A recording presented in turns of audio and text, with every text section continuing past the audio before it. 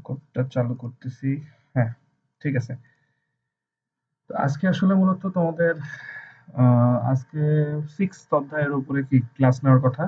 শুধু ক্লাস না, তোমাদেরকে বলছিলাম তোমরা যাতে তোমাদের প্রবলেমগুলো নিয়ে আসো এবং সেগুলো নিয়ে আলোচনা করব। যদি তোমাদের প্রবলেম না থাকে তো খুবই ভালো। তোমাদের তো দেখা গেল শর্ট সিলেবাস, তো প্রবলেম না থাকলে কোনো সমস্যা নেই। দেখা গেল তোমরা ইজিলি আনসার করে চলে আসবে ইনশাআল্লাহ, আমি সেটুকুই মনে করি।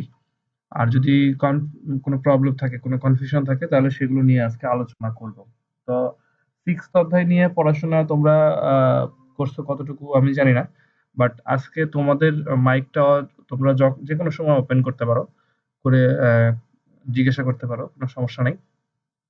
তো আজকে তোমাদের সমস্যাগুলো নিয়ে আগে শুনতে চাচ্ছি।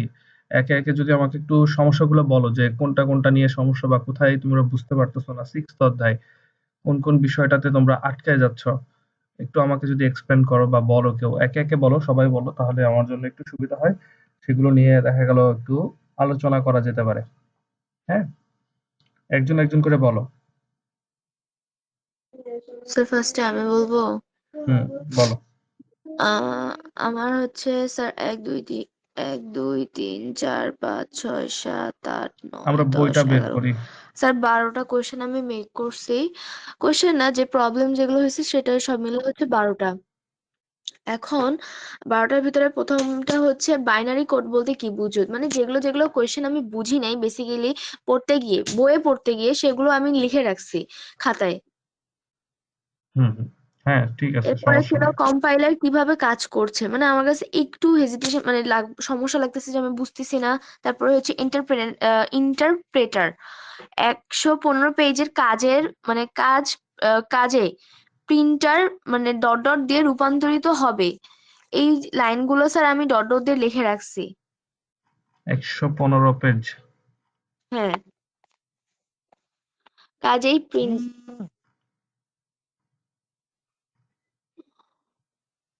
হ্যাঁ স্যার, এই যে এই লাইনটা, কাজেই কাজেই প্রিন্টার ফাংশন মনিটর স্ক্রিনে বা অন্য কোনো, এরপরে তো স্যার এটা পড়তে পারতেছি না কারণ ছোট তো হুম, এখানে আমার আইতে আচ্ছা প্রবলেম হচ্ছে। আচ্ছা, কাজেই প্রিন্ট ফাংশন মনিটরের স্ক্রিনে বা অন্য স্ট্যান্ডার্ড আউটপুট ডিভাইসে নির্দিষ্ট বার্তা প্রিন্ট করে। হুম এটা বুঝি নাই, তাই তো? হুম প্রিন্ট একটা ফাংশন। ফাংশন যখনই থাকবে ফাংশন যখনই থাকবে, ধরো এই যে এখানে যেটা লেখছে যে প্রিন্ট একটা ফাংশন, এখানে যেটা লেখছে প্রিন্ট, প্রিন্টের মানে কি? এইখানে যে কোনো কিছু সে কি করবে? প্রিন্ট করবে, দেখাবে। ঠিক আছে? আর ফাংশন যখনই কোনো কিছুর সাথে থাকে তখন তার সাথে একটা কি থাকে? একটা ফার্স্ট ব্র্যাকেট শুরু হয়, একটা ফার্স্ট ব্র্যাকেট শেষ হয়। দেখো হুম এইখানেও কিন্তু সেম বিষয়টা লেখছে। প্রিন্টের মধ্যে একটা কোটেশন দিছে, কোটেশন দিয়ে মাঝখানে একটা কিছু লেখছে যে আমি বাংলাদেশকে ভালোবাসি, এরকম কথা একটা লিখছে। তো এইটার কাজ হচ্ছে, এই ফাংশনটার কাজই হচ্ছে যে কোনো কিছুকে আউটপুট হিসাবে দেখানো। অর্থাৎ আমি এমন একটা লেখা দেখতে চাচ্ছি যে লেখাটা আমি এর মধ্যে দিলে সে কি করবে? লিখে দিবে আমাকে। হুম যেমন ধরো, তুমি যদি ট্রেনের টিকিট কাটতে যাও, সেক্ষেত্রে তুমি কি করো?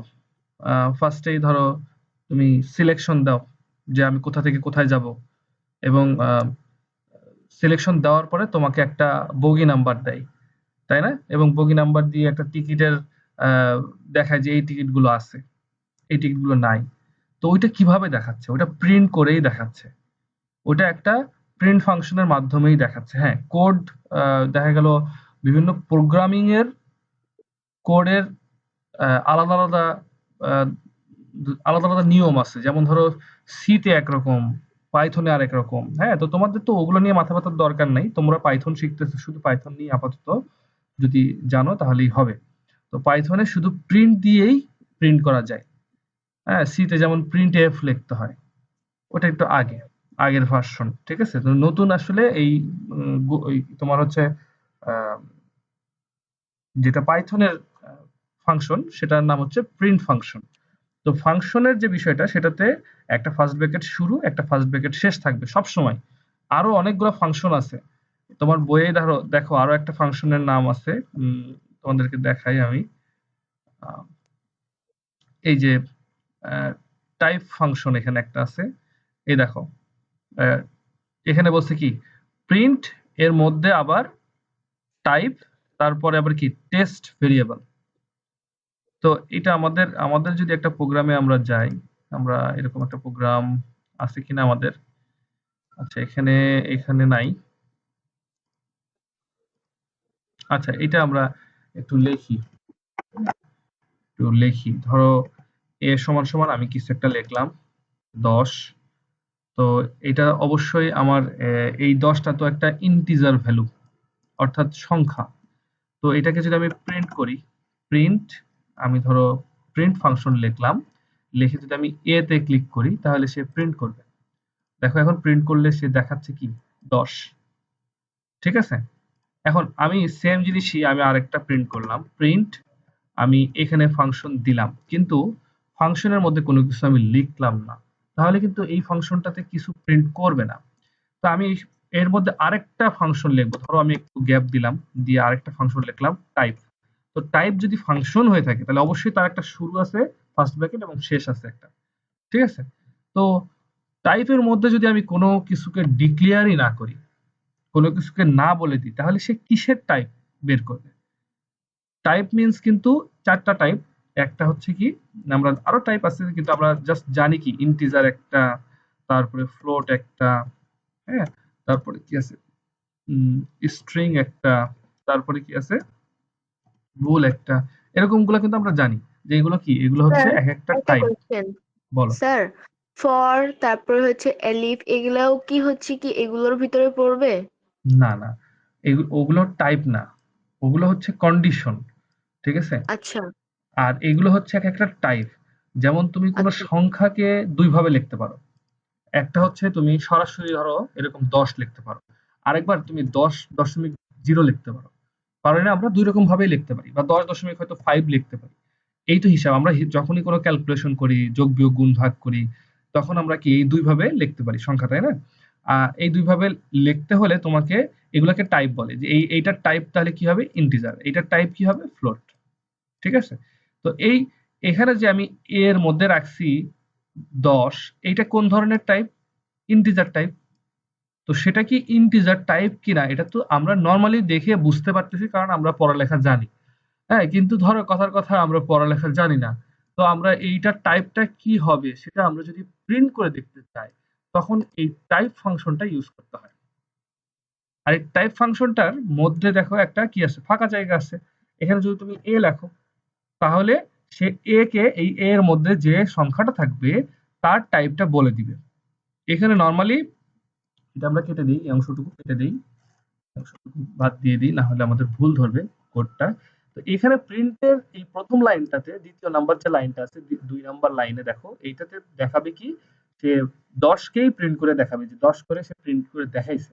আর 4 নাম্বার লাইনে যেটা আছে সেখানে এসে কিন্তু সে এইখানে এই 10 আর প্রিন্ট করবে না, সে এ এর টাইপ প্রিন্ট করবে। চলো দেখি, এখানে রান করি। রান করলে দেখাচ্ছে এটা কি ইন্টিজার টাইপ, এটা হচ্ছে ইন্টিজার টাইপ, এটা দেখাচ্ছে। এখন আমি যদি এখানে 0.5 দিতাম তাহলে কি হতো? চলো এবার আমরা জাস্ট এটাকে রান করি। রান করলে দেখো এটাকে দেখাচ্ছে কি ফ্লোট টাইপ, এটাকে ফ্লোট টাইপ দেখাচ্ছে। এখন কিন্তু সে দশমিকে চলে যাচ্ছে। এখন সেম জিনিসকে যদি আমরা একটা কোটেশনের মধ্যে রাখতাম, এটাকে যদি আমরা কোনো কোটেশনের মধ্যে রাখতাম, তখন কিন্তু এটা সংখ্যা থাকতো না, তখন এটা স্ট্রিং হয়ে যেত। দেখো এটা স্ট্রিং হয়ে গেছে। ঠিক আছে, একই জিনিস। আবার সেম আমি যদি 10কেও রাখতাম তাও সে স্ট্রিংই থাকতো, কারণ কি সে একটা কোটেশনের মধ্যে আছে। ঠিক আছে, এই যে সিস্টেমটা, এখানে আমি যদি এ বি সি ডি যা খুশি তাই লিখি, যা মন চায়, সেটা স্ট্রিংই থাকবে, সেটা কিন্তু এই কোটেশনের মধ্যে আছে। তো এটা স্ট্রিং। আর যদি আমি এই কোটেশন বাদ দিয়ে যদি আমি কোনো কিছু লিখতাম, সাপোজ আমি যদি এ বি সি ডি লিখতাম, তাহলে কি আসতো? এখানে চল দেখি, এখানে এখানে এখানে কিন্তু দেখো আমাকে এরর দিছে।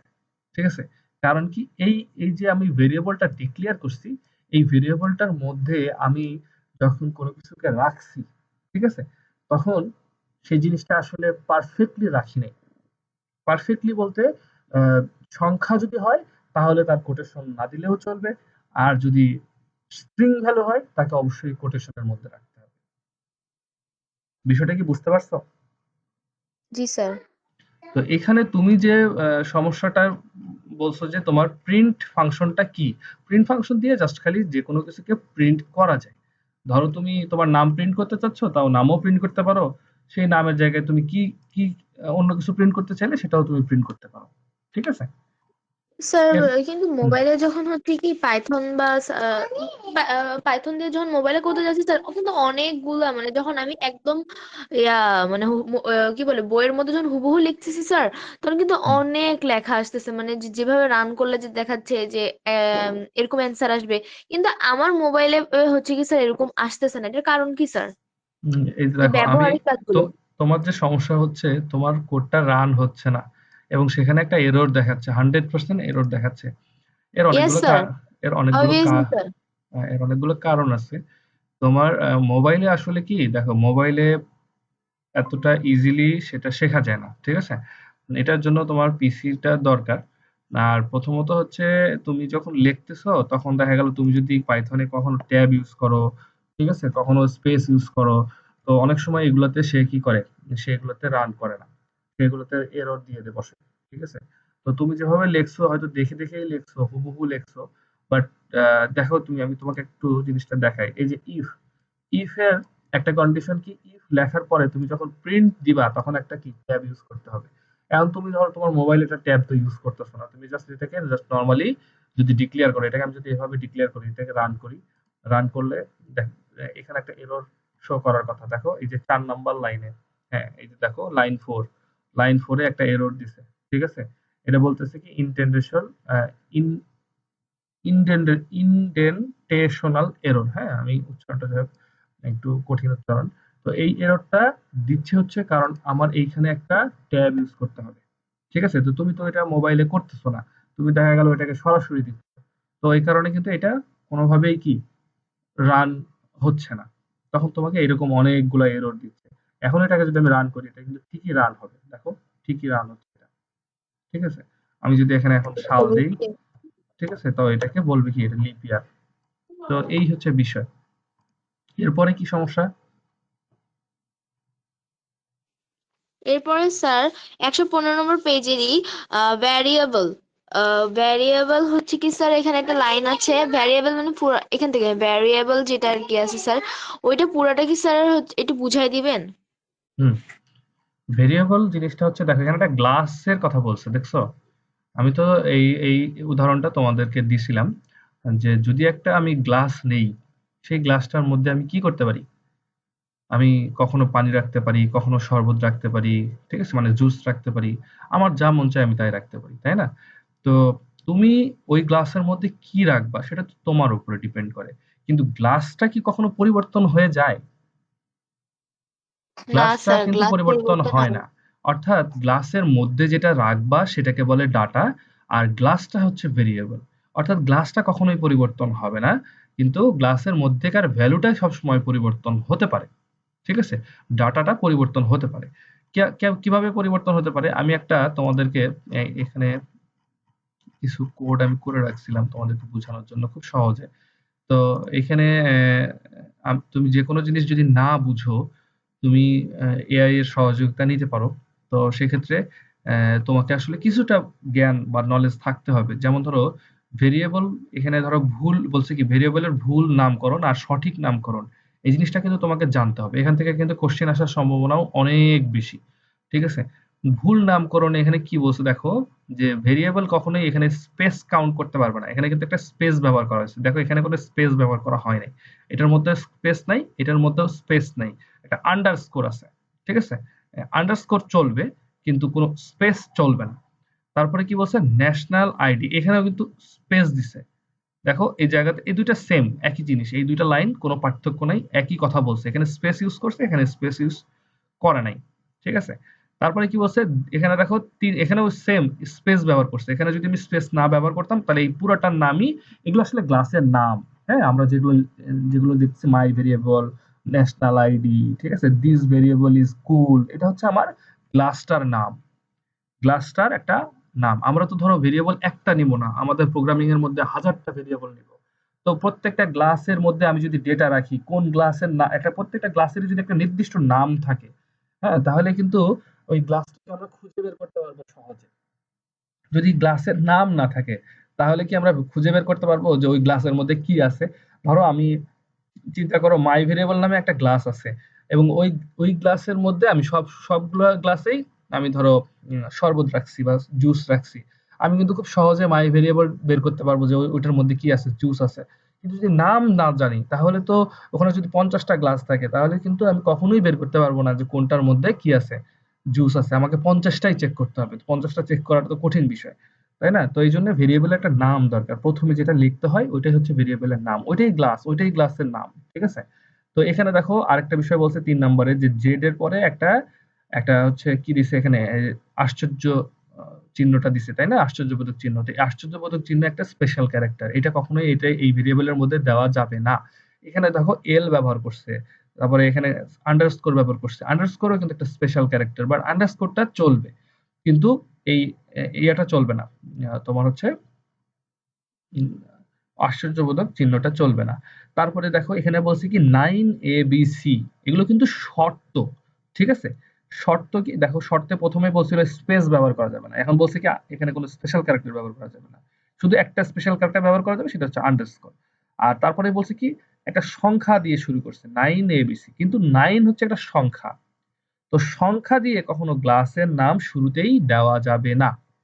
কোনো সংখ্যা শুরুতে ব্যবহার করা যাবে না, বাট মাঝখানে ব্যবহার করা যাবে, শেষে ব্যবহার করা যাবে, কোনো সমস্যা নেই। এখানে শেষে ব্যবহার করছে, তুমি চাইলে মাঝখানে ব্যবহার করো, প্রবলেম নেই, কিন্তু প্রথমে অবশ্যই সংখ্যা দেওয়া যাবে না। এবং প্রথমে স্পেশাল ক্যারেক্টার তো প্রথমে শেষে মাঝখানে কোথাও স্পেশাল ক্যারেক্টার তো দেওয়া যাবেই না। এই যে এটাতে দিছে স্পেশাল ক্যারেক্টার, এটা কিন্তু দেওয়া যাবে না, কিন্তু একটা স্পেশাল ক্যারেক্টার তো দেওয়া যাবে, সেটা আমরা জানি। সেই স্পেশাল ক্যারেক্টারটা কোনটা? সেটা হচ্ছে আন্ডারস্কোর। তো সেটা চাইলে দেওয়া যাবে, শুধু ওই স্পেশাল ক্যারেক্টারটা তোমার হচ্ছে ভ্যালিড, বাকিগুলো ভ্যালিড না।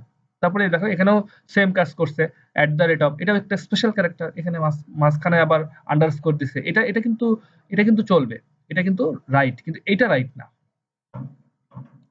একটু লাইনে থাকো তোমরা।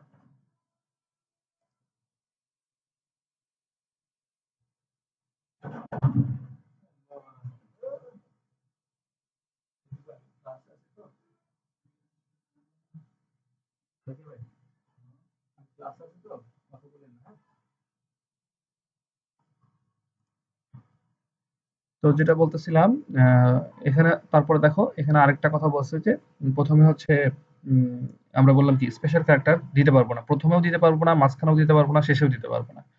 মাঝখানে আমরা এই স্পেশাল ক্যারেক্টারটা শুধু দিতে পারবো, যেটা হচ্ছে আমার আন্ডারস্কোর, এইটা দিতে পারবো, আর কোনোটা দিতে পারবো না। আর লাস্ট একটা পয়েন্ট দেখো, এখানে বলছে কি প্রিন্ট, এই জাতীয় কোনো ভেরিয়েবল মানে গ্লাসের নাম দেওয়া যাবে না। কারণ কি, আমরা তো একটু আগে প্রিন্ট একটা ফাংশন দেখলাম, তাই না? প্রিন্ট ফাংশন দিয়ে আমরা কি করতে পারি, প্রিন্ট করতে পারি। তো সেই ফাংশনের নাম যদি কোনো গ্লাসের নাম দেওয়া হয়, তখন কিন্তু এই কম্পাইলার কনফিউজড হয়ে যাবে যে ওই প্রিন্ট দিয়ে আসলে গ্লাসকে বোঝানো হয়েছে নাকি হচ্ছে ওটা কোনো ফাংশন। তো এই জাতীয় যে যে সকল ফাংশন, যেমন ফর, এটা একটা কন্ডিশন, তাই না? ফর, হোয়াইল, তারপরে ইফ, তারপরে হচ্ছে তোমার এলিফ, এলস, এই জাতীয় কোনো ওয়ার্ড কখনোই ভেরিয়েবলের নাম হিসাবে ব্যবহার করা যাবে না, ঠিক আছে? কিন্তু তার আগে পিছনে যদি তুমি কোনো কিছু লাগায় দাও, যেমন ধরো এখানে লেখছে কি মাই প্রিন্ট, তারপরে হচ্ছে প্রিন্ট ওয়ান, এই জাতীয় জিনিস তো তোমার হচ্ছে প্রোগ্রামে নাই, তুমি নিশ্চিত জানো যেটা নাই। তো সেক্ষেত্রে তুমি এটা কি ব্যবহার করতে পারবা, ঠিক আছে? কিন্তু যদি মডিফাই না করো, সরাসরি তুমি ওইটা ব্যবহার করতে চাও, তাহলে কখনো এটা পারবা না। বিষয়টা কি বুঝতে পারছো? জি স্যার। এখন এইখানে আরেকটা বিষয় আছে। এখানে তোমাদের আরেকটু নিচে যাই আমরা। এখানে দেখো একটা ইকুয়াল এর বিষয় আছে। এখানে এখানে এই চিহ্নগুলো তো আমরা চিনি, তাই না? প্লাস মাইনাস, এটা হচ্ছে কি মাল্টিপ্লিকেশন, ডিভিশন, মডুলো, ঠিক আছে? এগুলো তো আমরা জানি, কিন্তু এইখানে এসে দেখো একটা সাইন আছে, ইকুয়াল সাইন। এটাকে বলে কি ইকুয়াল সাইন। আমরা নর্মালি ভেরিয়েবলের মধ্যে যখন কোনো কিছুকে ডিক্লেয়ার করি, তখন কিন্তু সেই ভেরিয়েবলের মধ্যে আমরা কি করি, সেই ভেরিয়েবলের মধ্যে আমরা ধরো এটাকে যদি আমরা লিখতে চাই যে সাপোজ এ হচ্ছে আমার ভেরিয়েবল, তাহলে এর মধ্যে আমি একটা ইকুয়াল চিহ্ন দেই এবং এখানে 10 লিখি, তাই না? কিন্তু এখানে বলতেছে কি ইকুয়াল মানে কয়টা, দুইটা দুইটা দুইটা ইকুয়াল চিহ্ন দিছে প্রোগ্রামিং এ। ইকুয়াল মানে হচ্ছে দুইটা ইকুয়াল, ঠিক আছে। এই পাইথনে প্রোগ্রামিং এ কি ইকুয়াল মানে দুইটা ইকুয়াল দিতে হবে।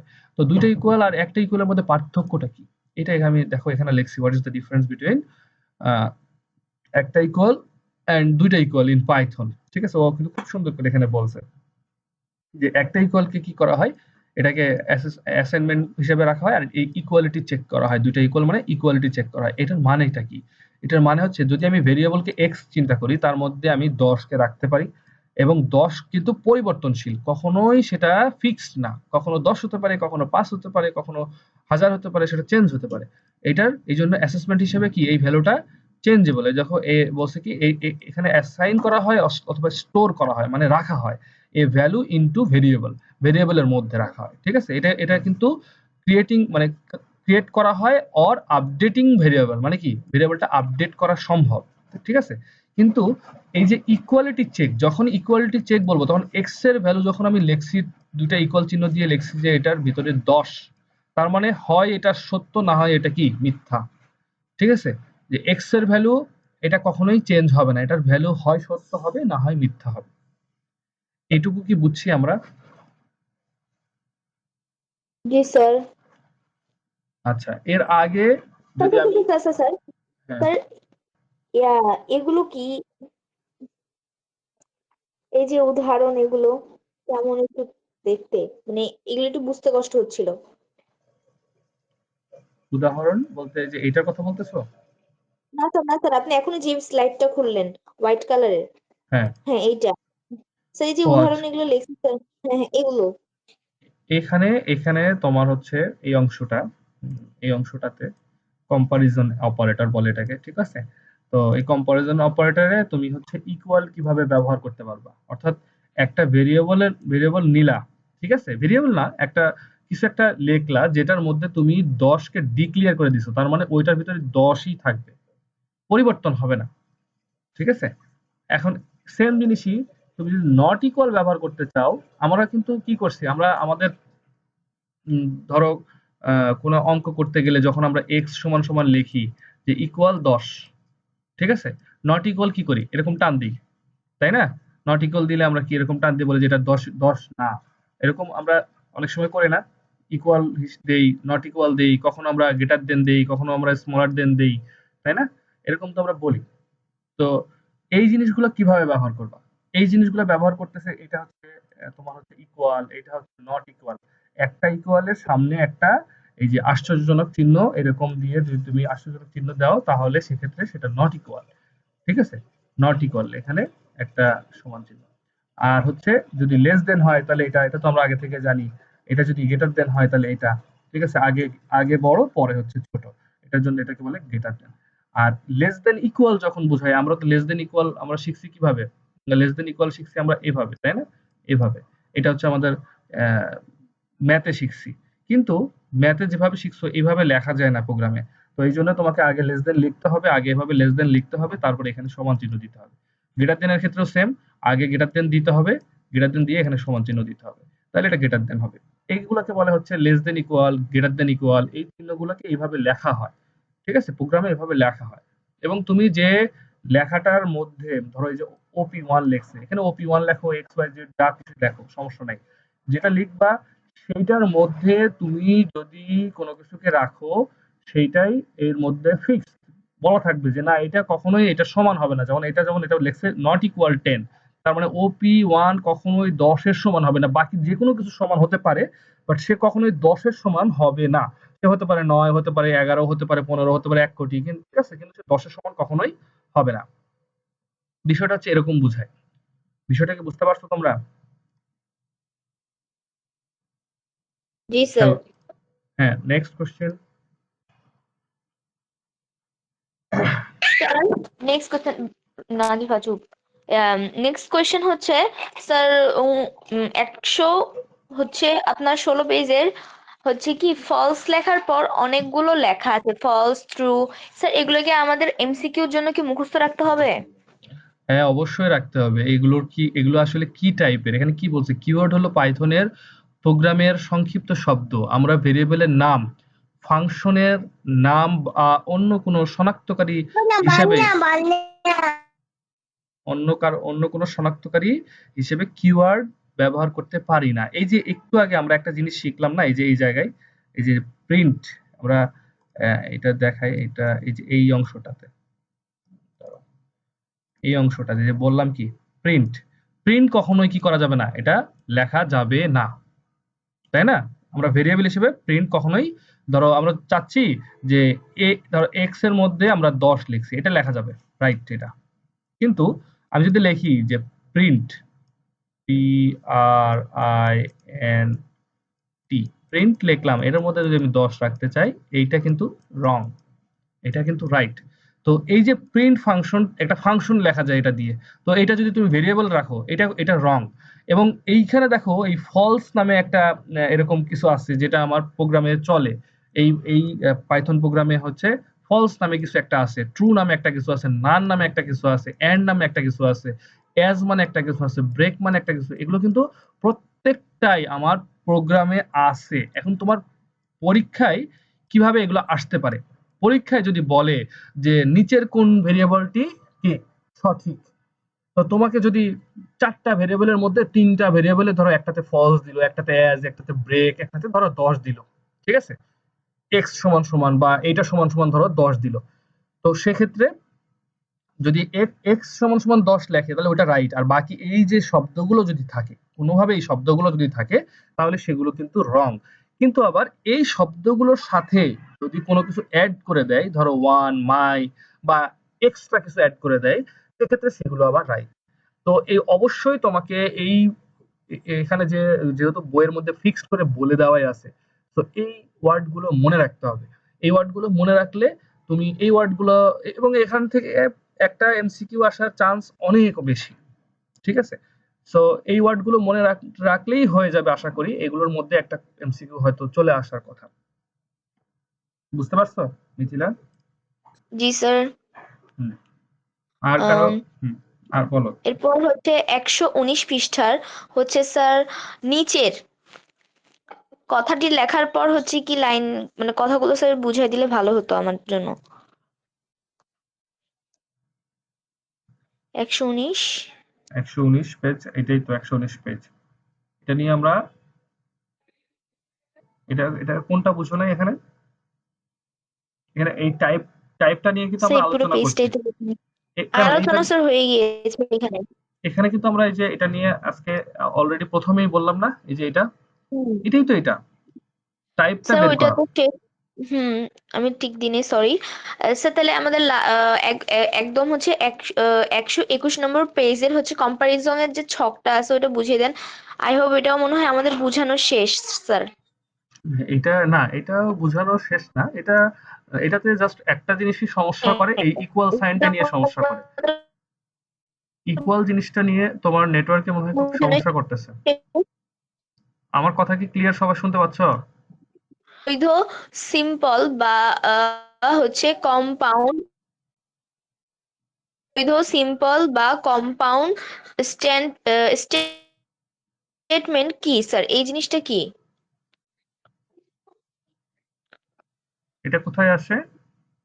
আমি তোমার কথাটা স্যার এটা কোথায় আছে আমি জানি না, যতদূর মনে হয় স্যার ইয়াতে আছে এমসিকিউ গাইডের, আমার মনে নেই, কিন্তু আমি পড়তে গিয়ে পেয়েছি যে বৈধ সিম্পল বা কম্পাউন্ড স্টেটমেন্ট কি।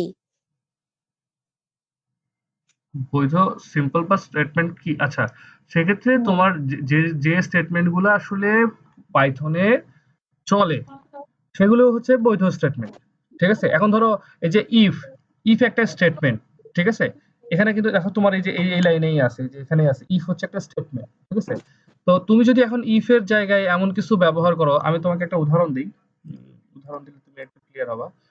এখানে যেমন ধরো এই যে এই উদাহরণটা দেখো, এখানে আমরা কি করছিলাম, আমরা যেদিন এই প্রোগ্রামটা করছিলাম, এই প্রোগ্রামটাতে আমরা কিন্তু শিখছিলাম হচ্ছে ভাওয়েল কিভাবে বের করে, ঠিক আছে? ভাওয়েল এবং কনসোনেন্ট কিভাবে বের করে। এখানে আমি কেস একটা হচ্ছে কি স্টেটমেন্ট, ম্যাচ একটা স্টেটমেন্ট, এগুলো যদি আমি রান করি, রান করলে কি দেখায়? রান করলে আমার এখানে বলতেছে একটা শব্দ দিতে। আমি ধরো কথার কথা শব্দ দিলাম গেট, এরকম কিছু একটা লিখলাম। আচ্ছা, গেটটা লিখে শুধু জি লিখলাম, জি লিখলাম, জি লিখে এন্টার দিলাম। তো জি হচ্ছে কি একটা কনসোনেন্ট, তাই না? গেট লিখলে তো আর আসবে না, কারণ এটা তো শব্দ। তো আমি যদি এখানে আবার রান করি বিষয়টাকে, রান লিখে আমি ধরো রান করে যদি আমি বলি এটা ও লিখি, ও হচ্ছে কি ভাওয়েল, এ কিন্তু বলে দিচ্ছে, কেসটাকে সে দেখে বলে দিচ্ছে। তো আমরা চাইলে তো এটাকে ইফ আর এলস দিয়ে করতে পারার কথা হিসাবে, আমরা তো এরকম এরকম প্রোগ্রাম অনেকগুলাই করছি ইফ এলস দিয়ে, কিন্তু এইটা কিন্তু এভাবে ইফ এলস দিয়ে করা পসিবল না। ঠিক আছে, ইফ এলস দিয়ে যদি আমাকে করতে হয়, এটারও একটা আমি দেখো এই যে এখানে যদি ইফ এলস দিয়ে করতে হয়, সেক্ষেত্রে আমাকে এইগুলাকে এই এইভাবে তোমাকে ডিক্লেয়ার করে এই ফাংশনের মধ্যে নিয়ে এসে রাখতে হবে। যদিও এটা কঠিন, অনেক কঠিন তোমাদের জন্য, তো এটা মাথার মধ্যে নেওয়ার দরকার নেই। জাস্ট এইটুকু বুঝো যে আমি যদি সঠিক সঠিক স্টেটমেন্ট ব্যবহার করি, তাহলেই সেটা কাজ করবে। ঠিক আছে, যেমন কেস স্টেটমেন্ট এখানে কাজ করবে, এখানে কিন্তু ইফ এলস কাজ করবে না। ইফ এলস সরাসরি যদি আমি এটাতে লিখি, লিখে যদি আমি রান করতে চাই, কখনোই এটা রান হবে না। আমি একটু তারপরে এটা এটা কপি করে তোমাদের দেখাই। এটাতে আমি জাস্ট পেস্ট করে দিলাম। ধরো এই জায়গায় আমি কোনোভাবে আমি ধরো যদি এখানে ইফ এলস আমি ব্যবহার করতে চাই, তাহলে আমার আসলে অনেক কিছু চেঞ্জ করতে হবে। এখানেও আমার এটা দেওয়া যাবে না, তখন এটার এটা হচ্ছে এই ইফ এলস এর মতো করে করতে হবে। অর্থাৎ এই যে এরকম করতে হবে, অর্থাৎ একটা কন্ডিশন দিয়ে আমাকে বলে দিতে হবে। তো এই কন্ডিশন তো এখানে কন্ডিশন তো আমি এখানে দিচ্ছি, তাই না? কেজ এর মধ্যে কন্ডিশন দিচ্ছি। তো এখানে আমি যদি সরাসরি এটাকে লিখি যে ইফ, হ্যাঁ, ইফ ইফ এর মধ্যে ধরো সিএইচএআর সিএইচএআর এইটা যদি ধরো এইটার মতো হয়, এরকম কিছু একটা লিখছি, কিন্তু এটা কিন্তু কাজ করবে না, এটা কিন্তু 100% কাজ করবে না। আমি ধরো এরকম কিছু একটা লিখছি, ঠিক আছে? তো এটা কিন্তু আমি যদি এখন রান করি, এটা কিন্তু রানই হবে না, রানই হবে না। ঠিক আছে, তো এখানে এটা তুমি যদি কোনো স্টেটমেন্ট ব্যবহার করতে চাও, সেটা সঠিক স্টেটমেন্ট ব্যবহার করলে সেটা বৈধ, আর না হলে সেটা বৈধ না। বিষয়টা কি বুঝছো? জি স্যার, বুঝছি। হুম। বাকিদের আজকে কিন্তু তোমরা এই অধ্যায়ের যাহা বুঝার যত কোশ্চেন আছে সেগুলো বুঝে নাও। আজকের পরে কিন্তু এই অধ্যায় সম্পর্কে কোনো আলোচনা হবে না। তোমাদের একটা তোমাদের জন্য একটা ইয়া করছি, কুইজের জন্য একটা সাইট তৈরি করছি। তোমরা এখানে এই যে হয়তো নেক্সট ক্লাসেই আমি হয়তো দিয়ে দিব। এখানে তোমার নাম আর হচ্ছে হোয়াটসঅ্যাপ নাম্বার দিয়ে পরীক্ষা শুরু করতে পারবো। আমি একটু টেস্ট পারপাস এটা তোমাদের দেই, তোমরা চাইলে এখন একটু টেস্ট করতে পারো, হ্যাঁ, টেস্ট করতে পারো। এই লিঙ্কটা আমি দিয়ে দেবো গ্রুপে। এইটাতে তোমরা হচ্ছে টেস্ট করতে পারো যে এখানে কিভাবে, ধরো এখানে তোমার নাম দিবা এবং হোয়াটসঅ্যাপ নাম্বার দিয়ে পরীক্ষা শুরু করবা, এবং লাস্টে একটা স্ক্রিনশট নিবা। ধরো আমার নাম দিলাম মাহমুদ, ঠিক আছে, এখানে আমার হোয়াটসঅ্যাপ নাম্বার দিলাম, দিয়ে আমি পরীক্ষা শুরু করব। আমি জাস্ট দেখাচ্ছি। তো রোমের পুরো নাম কি, এটা কি আমরা জানি, তাই না? আমরা জানি না, জানি না? জি স্যার, জানি। বলো তো কি? Read only memory. দেখো এখানে দুইটা স্যার, জিনিসই সেম আছে, আমি যাই হোক আপাতত স্যার, একটা দিয়ে রাখলাম। এটা আমি দুই একটা দিয়ে রাখছি, বেশি কিছু দিইনি আর কি। স্যার, তো এটা হার্ড ডিস্ক আমি দিলাম, সেটাও ভালো। ঠিক আছে। হুম। তো এখানে আমাকে বলছে দুইটা ভুল একটা সঠিক, এইটার স্ক্রিনশট নিয়ে আমরা কি করব, গ্রুপে দিয়ে দিব, আমাদের গ্রুপে। ঠিক আছে, তো এইভাবে তোমরা বুঝছি কুইজ স্যার। বা পরীক্ষা দিবা। তোমাদের নেক্সট যে পরীক্ষাগুলো, এগুলো আমি প্রশ্ন দিয়ে দিব, আমি বলে দিব। সো এই লিংকের মাধ্যমে তোমরা দিতে পারবা। আচ্ছা, এখন বলো আর কার কার কোন সমস্যা আছে? স্যার, আমার লাস্ট কোশ্চেন, হুম। অ্যানালগ ডিভাইস কি? অ্যানালগ ডিভাইস আর ডিজিটাল ডিভাইসের মধ্যে পার্থক্য তুমি দেখা গেল খুব স্বাভাবিকভাবে তো বুঝতে পারার কথা। যেমন ধরো তোমার আহ, যদি কোনো স্যার, ডিভাইসকে আমি মানে তুমি এমসিকিউ পড়তে, স্যার এমসিকিউ পড়তে যায় সমস্যা হয়ে গেছিল। হুম, বুঝতে পারছি। যেমন ধরো তুমি একটা ক্যালকুলেটর কথাই চিন্তা করো, আগের যে ক্যালকুলেটর গুলা, ঠিক আছে। আচ্ছা, ক্যালকুলেটরের কথা না বলি, ধরো টাইপরাইটারের কথা ভাবো, ঠিক আছে। টাইপরাইটার কি করা হতো? আমরা টাইপ করতাম, তাই না? টাইপরাইটার দেখছো কখনো? হ্যাঁ স্যার, দেখছি। এমনি মানে ছবিতে দেখছি। আচ্ছা, বানান ভুল লিখলাম। আচ্ছা, এই যে টাইপরাইটার, এই টাইপরাইটারে আমরা কি করি, আমরা হচ্ছে এরকম ধরো কাগজ দিই, কাগজ দিয়ে টাইপ করতে থাকি, ঠিক আছে? এই যে এইভাবে এই সেম সিস্টেমে আমরা টাইপ করতে থাকি। এখন টাইপ করার সময় কোনো কারণে আমি ধরো একটা লেখা মিস্টেক করে ফেলছি, একটা ওয়ার্ড বানান ভুল করে ফেলছি, তুমি কি কখনো আর এটাকে ব্যাক করে নিয়ে আসতে পারবা? এটা তো লেখা হয়ে গেছে অলরেডি, কাগজে লেখা না হয়ে স্যার। গেছে, ঠিক আছে? তো এই কাগজটা টোটালি কি বাতিল, এইটা কাগজটা তুমি কেটে কুটে তো আর ব্যবহার করতে পারবে না।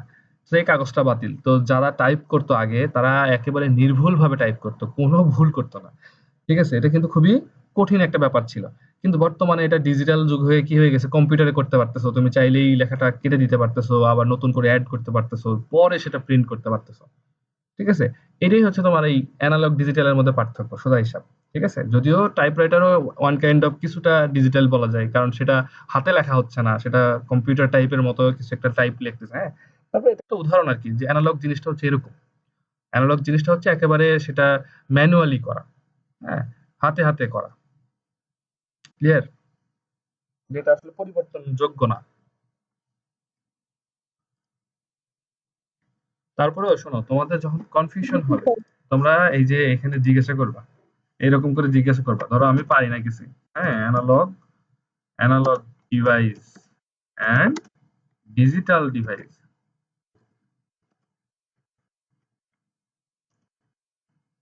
এর মধ্যে একটা পার্থক্য দাও, ঠিক আছে?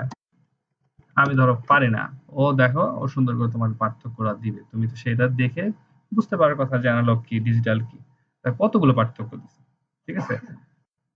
এখানে ও একের পর এক পার্থক্য দিছে। এটা হচ্ছে কোনো বিরতি নেই অ্যানালগের, ঠিক আছে? ডিজিটাল কিন্তু চাইলে কি করতে পারে, যেটা আস্তে ধীরে কাজ করতে পারে। যেমন ধরো এই যে একটা টাইপরাইটারের কোনো বিরতি ছিল, তারপরে এটা খুব সহজে নষ্ট হয়, দেখছো? এটা কিন্তু নষ্ট হয় না, এরকম আর কি।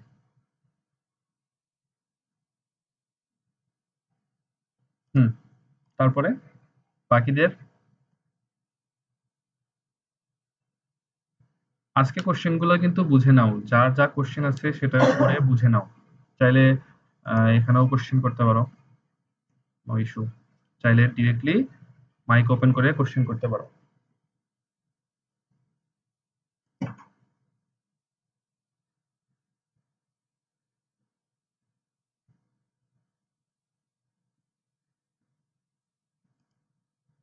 আর কারো কোনো কোশ্চেন নেই? মোটামুটি ক্লিয়ার তোমরা? আমাকে একটু বলো তোমরা ক্লিয়ার কিনা, এই স্যার অধ্যায় নিয়ে আমার আর কোনো কোনো কোশ্চেন নেই, আমার ওকে, যেগুলো প্রবলেম ছিল স্যার আমি সেগুলো সব আপনাকে বলছি। ওকে। বাকিদের যদি সমস্যা না থাকে লেখো অথবা বলো। সমস্যা না থাকলে ক্লাস দেখা গেল কন্টিনিউ বেশি করে তো লাভ নাই। তোমরা আশা করি তোমরা এগুলো সবই পারার কথা। এবং যদি সমস্যা মনে হয় কোনো কিছু, কোনো প্রোগ্রাম নিয়ে, তাহলে আগের ভিডিওগুলো দেখতে পারো। আশা করি সেগুলো দেখলেও ক্লিয়ার হয়ে যাওয়ার কথা।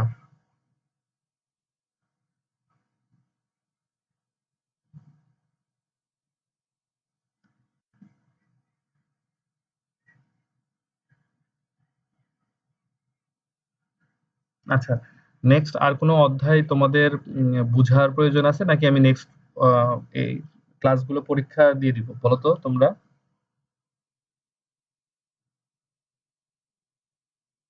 হ্যাঁ আদিত্য, এটা স্যার গ্রক, এরপর গ্রক এআই যেটা আমি ইউজ করতেছিলাম, এটা হচ্ছে গ্রক। তুমি চাইলে গ্রক ইউজ করতে পারো, তুমি চাইলে চ্যাট জিপিটি ইউজ করতে পারো, চাইলে জেমিনাই ইউজ করতে পারো, কোনো সমস্যা নাই। হ্যাঁ বলো।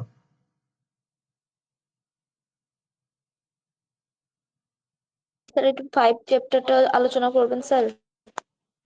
আচ্ছা, তাহলে আমরা 5 চ্যাপ্টারের জন্য আরেকটা ডে আমরা হয়তো ফিক্সড করব, সেই দিন আমরা 5 চ্যাপ্টার নিয়ে আলোচনা করব, ঠিক আছে? খুব রিসেন্ট হবে, খুব বেশি একটা দিন লেট হবে না আশা করি।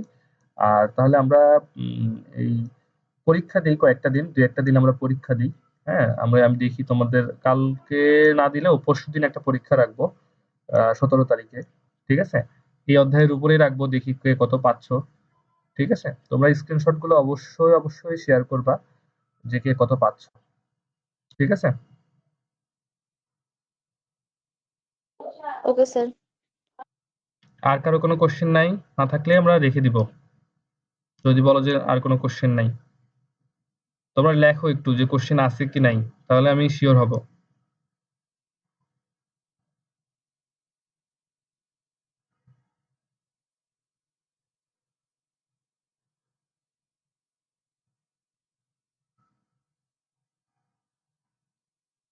ওকে,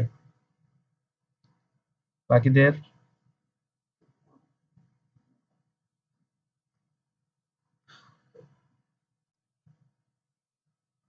বাকিরা বলো। মেহজাবিন, তারপরে হালিমা, তোমাদের কোনো ইস্যু আছে? কোনো কিছু এখনো বুঝি না, সেটা ক্লিয়ারলি বলতে পারো, জিজ্ঞাসা করতে পারো, প্রবলেম নাই। ওকে, ঠিক আছে, যেহেতু প্রবলেম নাই, কোনো সমস্যা নাই, ওকে, তাহলে তোমরা তোমাদের মতো একটু প্রিপারেশন নাও।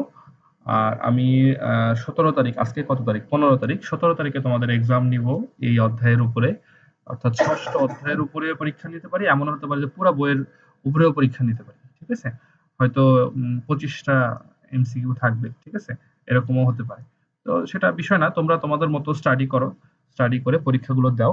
আবার আরেকটা ক্লাস নিব হয়তো পঞ্চম অধ্যায়ের উপরে। আর অন্য অধ্যায়গুলো মনে হয় পরীক্ষা পরীক্ষা নিলে বোঝা যাবে যে তোমাদের আসলে কমতি আছে কিনা বা সমস্যা আছে কিনা। তো সেটার উপর ডিপেন্ড করে হয়তো পরে ডেট বলে দিব, ঠিক আছে?